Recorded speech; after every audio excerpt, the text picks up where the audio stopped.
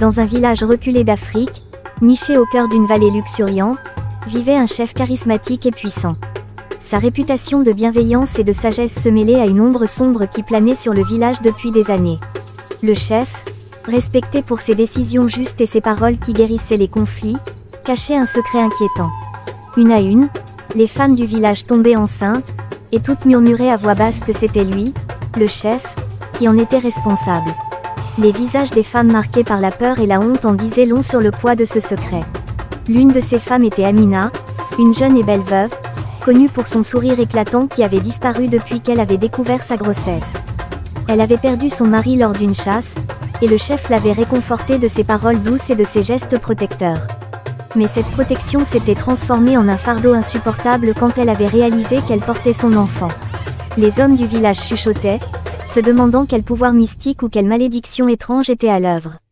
Certains murmuraient que le chef avait pactisé avec des esprits malins pour assurer la fertilité du village.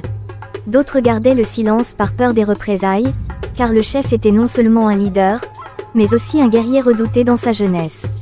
Pendant des mois, le village se trouva dans une atmosphère tendue et chargée d'appréhension. Les cérémonies et les rituels qui autrefois apportaient la paix semblaient vides de sens. Chaque lever de soleil était une épreuve de plus pour les femmes, sachant que chaque jour les rapprochait un peu plus de l'accouchement et des sombres secrets qui les entouraient. Un jour, alors que le ciel se couvrait de nuages lourds et menaçants, Amina prit son courage à deux mains. Elle se rendit chez une sage femme respectée du village, celle qui avait aidé sa mère et sa grand-mère à mettre au monde leurs enfants. C'était une femme au regard perçant et à la voix douce, connue pour sa sagesse et sa discrétion. Dans l'intimité de la hutte de la sage femme, Amina confessa tout, les regards insistants du chef, les gestes qui avaient commencé comme des marques de compassion et qui s'étaient transformés en cauchemars. La sage femme écouta en silence, sa main nouée autour d'une amulette de protection usée par le temps. L'orage grondait au dehors quand la sage femme parla enfin. Elle raconta une ancienne légende, celle d'un chef autrefois puissant qui avait utilisé le don de la parole pour convaincre son peuple de le suivre aveuglément. Mais ce chef avait oublié que la vraie puissance résidait dans l'unité et non dans la domination. Amina sentit une lueur d'espoir naître en elle alors que la sage femme lui promettait son aide. Ensemble, elles formulèrent un plan pour révéler la vérité au grand jour, pour libérer non seulement les femmes du village mais aussi l'âme du chef prisonnier de ses propres désirs et de sa vanité. Ce soir-là, alors que les premières gouttes de pluie tombaient sur le toit de chaume de la hutte de la sage femme, Amina se jura de mettre fin au règne de terreur silencieuse qui avait enveloppé son village. À l'aube, les tambours résonnèrent dans la vallée, annonçant un nouveau chapitre pour le village et une vérité qui ne pouvait plus être ignorée. Dans les semaines qui suivirent, le village se transforma. Les femmes retrouvèrent leur voix et leur pouvoir, tandis que le chef, confronté à ses actes et à sa solitude grandissante, dut faire face à un destin qu'il avait lui-même forgé. L'histoire de ce village africain résonna bien au-delà des montagnes qui le protégeaient, rappelant à tous que la véritable force naît de la vérité et de la solidarité, et non de la peur et de la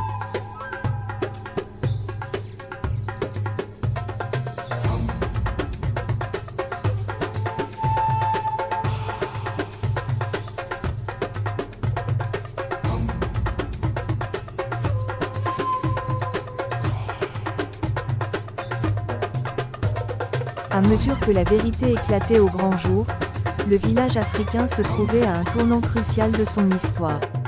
Les femmes, libérées du poids des secrets et des craintes, se rassemblèrent pour soutenir Amina et les autres victimes du chef. Ensemble, elles firent entendre leur voix lors d'une assemblée communautaire exceptionnelle, où chacune partagea son histoire avec courage et détermination. Les hommes du village, initialement divisés entre loyauté envers le chef et préoccupation pour leurs proches, commencèrent à reconnaître les signes subtils de manipulation et d'abus de pouvoir. Certains se rappelaient des moments où le chef avait exercé une influence excessive sur leurs décisions personnelles, tandis que d'autres se souvenaient des regards méfiants que les femmes enceintes avaient reçus de la part du chef lors des réunions du village. Pendant ce temps, le chef lui-même se retirait dans sa hutte, confronté à la solitude et à l'isolement croissant. Jadis respecté pour sa sagesse et sa force, il se trouvait désormais au centre d'une tempête qu'il avait lui-même déclenchée. Les murmures du village résonnaient dans ses oreilles comme des accusations silencieuses, et chaque regard croisé portait le poids d'une vérité inévitable.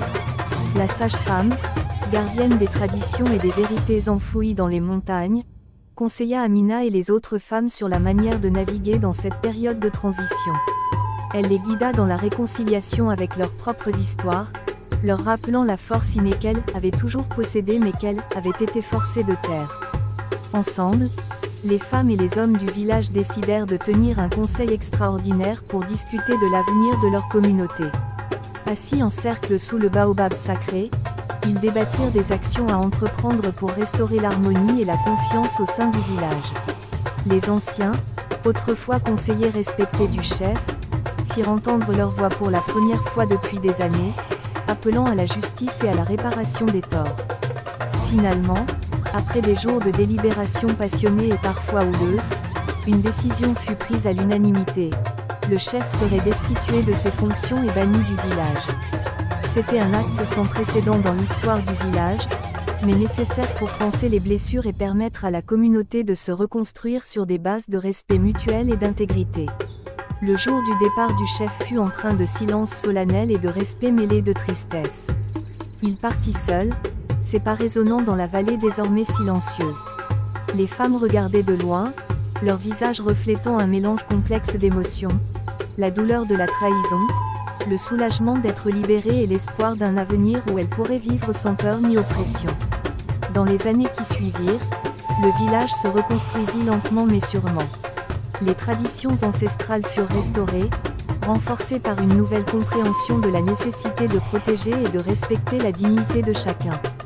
Les enfants grandissaient en écoutant les récits de courage et de résilience qui avaient marqué cette période tumultueuse, et le baobab sacré devint un symbole de la sagesse collective et de la guérison communautaire. Amina, devenue une leader respectée à son tour, veilla à ce que les voix des femmes soient toujours entendues et respectées. Elle enseigna aux générations futures l'importance de l'intégrité et du respect mutuel, rappelant toujours que la véritable force réside dans l'unité et la solidarité.